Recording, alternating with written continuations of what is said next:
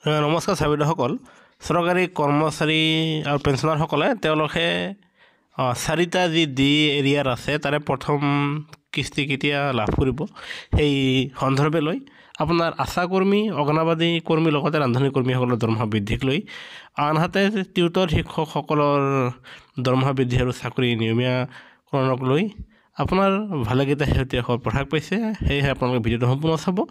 এইখিনিতে আমি আপোনালোকক প্ৰথম খবৰটো দিবলৈ ওলাইছোঁ সেয়া হ'ল ডিজিটেল এৰেষ্ট অপৰাধীৰ হটস্পট গুৱাহাটী আৰু ৰাজ্যত এবছৰতে চাইবাৰ অপৰাধৰ ঘটনা 90% বৃদ্ধি হয়। চাবিদাসকল আপোনালোকে ঠিকেই শুনিছে যে এই ডিজিটেল এৰেষ্টৰ জৰিয়তে আপোনালোকক দুষ্ট চক্ৰই আপোনাৰ সন্তান নাইবা নিজৰ মানুহৰ মাত উলিয়াই তেওঁলোকে কিবা অসুবিধাত আছে বুলি কৈ আপোনালোকক ফোন কলত কথা পাতিব দিব আৰু আপোনালোকে তাত বিশ্বাসত পতিয়নি আপোনালোকক আপোনাৰ ঘৰৰ ভিতৰতে ভিডিঅ' কলত থাকিব দি আপোনালোকৰ সম্পূৰ্ণ ডিটেইলছ লৈ আপোনালোকৰ আৰ্জিত টকাখিনি তেওঁলোকে উলিয়াই লৈ যাব আৰু সেয়েহে আপোনালোকে এই ডিজিটেল এৰেষ্টৰ পৰা সাৱধান হ'ব। আৰু ইয়াৰ লগতে আমি জনাই দিওঁ যে বৰ্তমান সময়ত আপোনাৰ ডিজিটেল পান হৈছেগৈ আৰু সেয়েহে ডিজিটেল পানৰ নামত আপোনালোকৰ মেছেজ আহিব পাৰে আৰু য'ত আপোনালোকে ক'ব পাৰে যে এই লিংকত গৈ আপোনালোকৰ পান কাৰ্ডটো আপোনালোকে ডিজিটেল কৰাই লওক। আপোনালোকে কেতিয়াও তেনেকুৱা লিংকত ক্লিক কৰি আপোনালোকে একো নিদিব, অন্যথা আপোনালোকে প্ৰবঞ্চনাৰ প্ৰতাৰণাৰ জালত পৰি সকলো হেৰুৱাব পাৰে আৰু সেয়েহে ডিজিটেল এৰেষ্টৰ পৰা আপোনালোকে সাৱধান হ'ব। আনহাতে এই পান আপডেটৰ নামত আপোনালোকে সতৰ্ক হ'ব।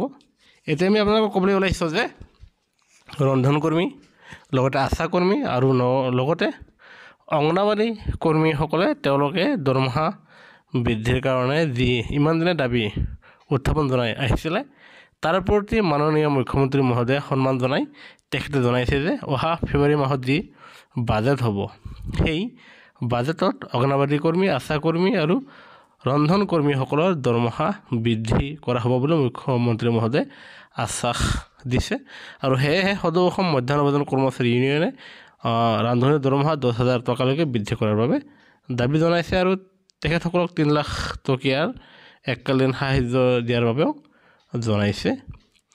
এতিয়া আমি আন এক শেহতীয়া খবৰ দিবলৈ ওলাইছোঁ সেয়া হ'ল প্ৰাদেশিকৰণক লৈ উচ্চ ন্যায়ালয়ৰ ৰায়দান আৰু যাৰ ফলত প্ৰাদেশিকৰণ সন্দৰ্ভত মাননীয় মুখ্যমন্ত্ৰী মহোদয়ে বিবেচনা কৰিব আৰু তাৰপিছত আপোনাৰ অন্যান্য স্কুলসমূহ প্ৰাদেশিকৰণ কৰা হ'ব। আৰু এইখিনিতে আমি ক'বলৈ ওলাইছোঁ টিউটৰ শিক্ষকসকলৰ এক বিশেষ শেহতীয়া খবৰ সন্দৰ্ভত হয়। চাবিদাসকল আপোনালোকে ঠিকেই শুনিছে আৰু সেয়েহে টিউটৰ শিক্ষকসকলে যি প্ৰতিবাদ কৰিছিলে তেখেতসকলৰ দৰমহা বঢ়াই দিয়াৰ লগতে চাকৰি নিয়মীয়াকৰণ কৰিবলৈ কোৱা হৈছিলে সেই সন্দৰ্ভত শিক্ষামন্ত্ৰীয়ে জনাইছে যে আজি জনতা ভৱনত শিক্ষা বিভাগৰ উচ্চ বিষয়াবৰ্গৰ উপস্থিতিত সদৌ অসম সন্মিলিত টিউটৰ মঞ্চৰ প্ৰতিনিধিৰ সৈতে আলোচনাত মিলিত হওঁ। সন্ধাটোৱে টিউটৰসকলৰ সমস্যা সমাধানৰ বাবে জনোৱা আহ্বানৰ প্ৰতি চৰকাৰে গুৰুত্ব আৰোপ কৰিছে আৰু এই ক্ষেত্ৰত সম্ভাৱ্য সমাধানৰ বাবে প্ৰচেষ্টা চলোৱা হ'ব আৰু তেওঁলোকৰ দৰমহা আৰু চাকৰি নিয়মীয়া হ'ব বুলি জনা গৈছে। আৰু এতিয়া আমি ক'বলৈ ওলাইছোঁ আপোনালোকৰ ডি এৰিয়াৰ কেতিয়া লাভ কৰিব। আপোনালোকে ইতিমধ্যে 4টা কিস্তি লাভ কৰিব। তাৰে প্ৰথম কিস্তিটো আপোনালোকে জানুৱাৰী মাহৰ 2য় সপ্তাহৰ পৰাহে আপোনালোকে ডি এৰিয়াৰৰ টকাকেইটা পাবলৈ সক্ষম হ'ব। সেয়েহে কৰ্মচাৰী পেঞ্চনৰ প্ৰতিটো শেহতীয়া খবৰ আমাৰ চেনেলটো ছাবস্ক্ৰাইব কৰিবলৈ নাপাহৰিব।